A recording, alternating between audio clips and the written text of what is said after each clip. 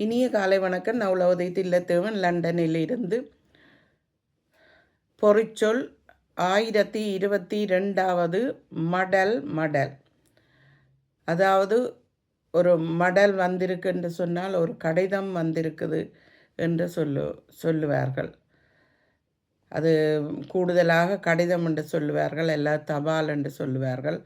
ஆனால் அது மடல் என்றும் சொல்லுவார்கள். ஓலைன்ற மடல், மற்றது காதின் இந்த மடலையும் சொல்லுவார்கள் மடல் என்று.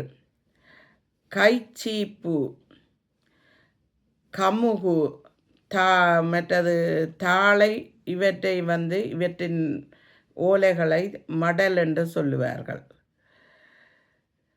தாளை மரம் கடற்கரையிலே தான் தாளை மரம் நிற்கும், அதில் மடல் எடுப்பார்கள்.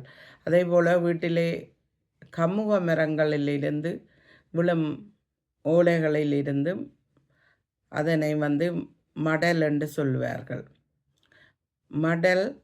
மடல். கைச்சீப்பையும் மடல் என்று சொல்லுகிறார்கள். கையில் நாங்கள் பாவிக்கும் போது கொண்டு போகிற சீப்பை கடல் என்று சொல்லுவார்கள். கண்ணிமை, கண்ணின் மையை சொல்லுவது மடல் என்று. கண்ணின் இதையும் மடல் என்று சொல்லுவார்கள், கண்ணிமை. கையையும் சொல்லுகிறார்கள் மடல் என்று. மடல். நன்றி, வணக்கம்.